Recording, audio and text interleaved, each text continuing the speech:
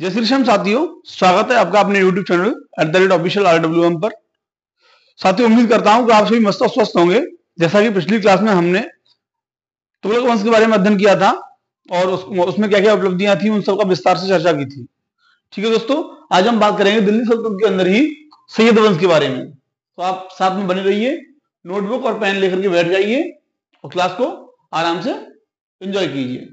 ठीक है दोस्तों, देखिए, यदि हम बात करें आज दिल्ली सल्तनत में सैयद डायनेस्टी की, तो ये सैयद वंश है साथियों, इसकी जो कार्यकाल था वो 1414 से 1451 तक रहा है। कहां तक रहा है?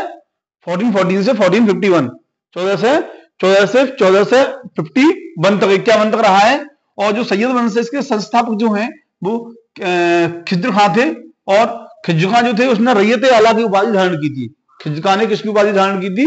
रैयत आला की उपाधि धारण की थी। और इसके साथ ही जो खिज्र खां था वो तैमूर का सेनापति था। जो तैमूर लंग करके व्यक्ति था एक, इसका तैमूर का सेनापति था। कौन? खिज्र खां।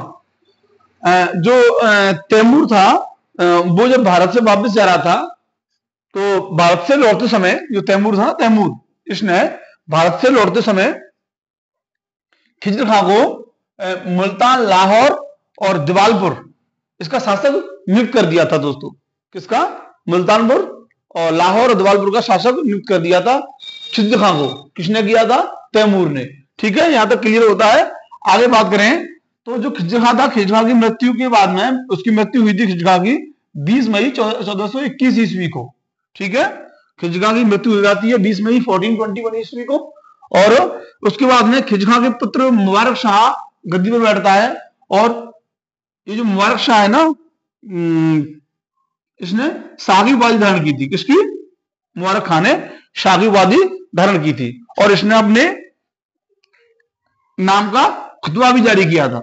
खुतबा आप जानते हो ना, जैसे कि कोई एक बात करें, कोई आदेश टाइप का अपना, मतलब जैसे हम तुम एपिग्राफी होती है, अभिलेख वगैरह, ऐसे ही इस्लाम धर्म में खुतबा होता है।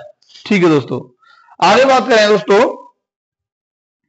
तो जो खिज्र खां था, इस खिज्र खां ने तारीख मुबारक शाही नाम का एक लेखक था, तारीख मुबारक शाही की रचना की थी जिसने। उस लेखक का नाम था याहिया बिन सरहिंदी। इस याहिया बिन सरहिंदी को संरक्षण प्रदान किया था। क्या किया था? अपने दरबार में संरक्षण दिया था। जो तारीख मुबारक शाही है, इसके लेखक कौन है? याहिया बिन सरहिंदी। इनको संरक्षण किसने दिया था? खिज्र खां ने दिया था। इस चीज का ध्यान रखना। आगे बात करें दोस्तों, तो अलाउद्दीन शाह आलम था, अलाउद्दीन शाह आलम, या हम ऐसे बोल सकते हैं अलाउद्दीन आलम शाह भी बोल सकते हैं इसको। यहां से इसको मिटा देते हैं, यहां से समझिए। जो अलाउद्दीन आलम शाह था, इस वंश का जो है अंतिम शासक था। किसका? सैयद वंश का। ठीक है दोस्तों, तो ये छोटी सी क्लास थी आपकी 5-7 मिनट की। ये आप नोट कर लेना और अच्छी तरीके से रिवाज कर लेना। एक बार फिर कर देता हूं कि दिल्ली सल्तनत में सैयद वंश है जो 1414 से 1451 तक इसका कार्यकाल रहता है। संस्थापक जिसका खिज्र खां होता है, रैयत आला की उपाधि धारण करता है। कौन? खिज्र खां। और तैमूर लंग का जो सेनापति था, कौन? खिज्र खां। ठीक है, जब भारत से लौटते समय जो होता है तुम्हारा तैमूर लंग, वो खिज्र खां को कुछ प्रदेश थे जैसे कि मुल्तान था, लाहौर था, दिवालपुर था, इनका जो है शासक नियुक्त करके चला जाता है। और उसके बाद में खिज्र खां की मृत्यु हो जाती है 20 मई 1421 ईस्वी को। और खिज्र खां की मृत्यु के बाद जो खिज्र खां का पुत्र होता है, कौन था? मुबारक खां। मुबारक खां ने क्या करता है? ये शाह की उपाधि धारण करता है और अपने नाम का खुतबा जारी करता है, फरमान एक तरह से। और खिज्र खां ने तारीख मुबारक शाही के लेखक याहिया बिन सरहिंदी को भी संरक्षण प्रदान किया था। और लास्ट में जो सैयद वंश है, इसका जो अंतिम शासक है वो अलाउद्दीन आलम शाह अंतिम शासक होता है इसका। ठीक है, अलाउद्दीन आलम शाह जो है इस वंश का अंतिम शासक होता है। किसका? सैयद वंश का। तो ये छोटा सा टॉपिक था सैयद वंश का। ठीक है दोस्तों, कल हम बात करेंगे लोधी वंश के बारे में। लोधी वंश बड़ा है, उसको हम 2 पार्ट में डिवाइड करेंगे और आराम से ऐसे ही पढ़ते रहेंगे।